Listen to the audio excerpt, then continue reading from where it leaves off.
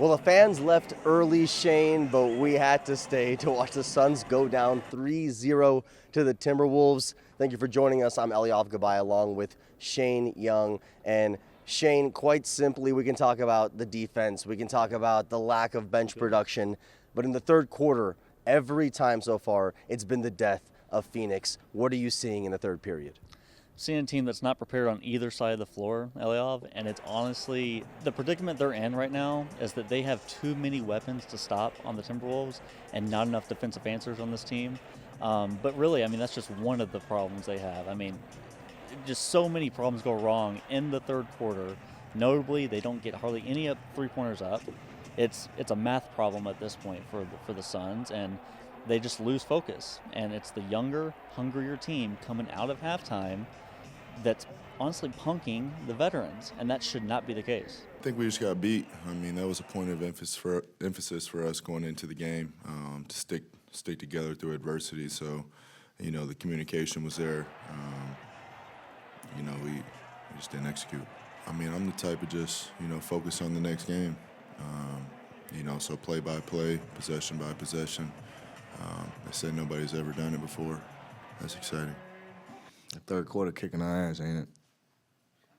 Yeah. Man, shit, I don't know what you want me to say. I've never been swept a day in my life, so I'll be damned if that happens.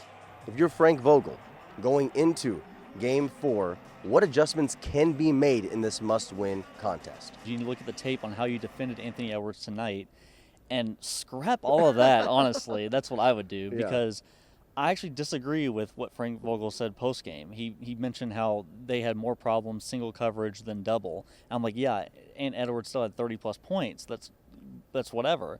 I think you make scorers like that beat you themselves in isolation or in single coverage.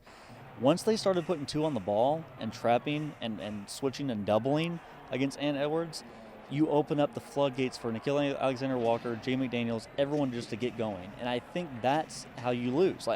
You make individual talents beat you in the playoffs. And if they do, you tip your cap. But you cannot give up that many corner threes to role players. Role players win games on the road or wherever, honestly, for teams whenever the stars aren't going. So I think you just kind of shut off everyone else and make Ant beat you by himself. Speaking of Ant, you watch this, and we just got to give him some praise. Yeah. We are watching a young all-time great happening in front of our eyes in the postseason. Yeah. Shane, how great is this kid?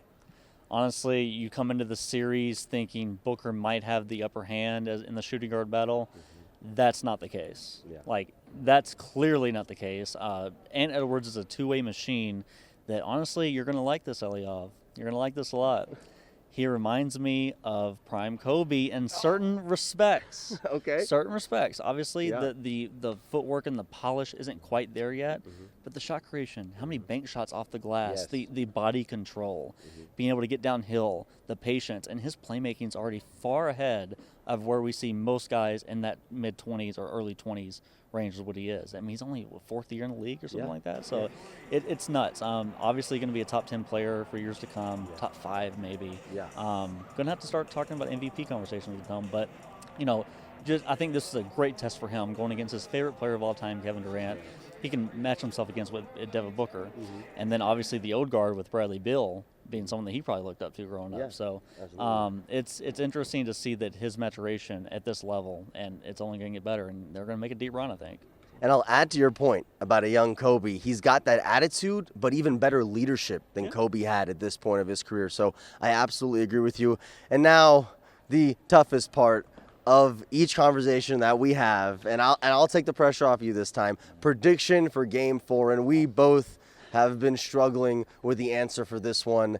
And I'm sorry, Phoenix fans, I've seen this movie too many times. I've seen the Suns on their heels too many times, and I've seen them disappoint you at home too many times. And I think the Wolves just have it figured out as far as how to beat this team, especially without Grayson Allen. So I am going for the sweep for Minnesota. Floor's yours, Shane. What you just said about Grayson Allen being out, if he was in, I would say he might find some magic and might win a close game. I think it'd be closer than the blowout we saw tonight, that's for sure. I think they'll play with some pride and they'll play with some poise, but Minnesota just converts way too easily against this team, and I don't think there's enough answers defensively against them. And until the Suns take 30-plus threes in a game, I'm not trusting them. I'm taking the Wolves in a close game on Sunday. Sorry, Valley fans, it's probably over. Well, Phoenix fans, I hope we're wrong. I know you hope we're wrong, but we will see come Sunday. For Shane Young, I'm Eliav. Goodbye. The Suns looking down a 3-0 deficit.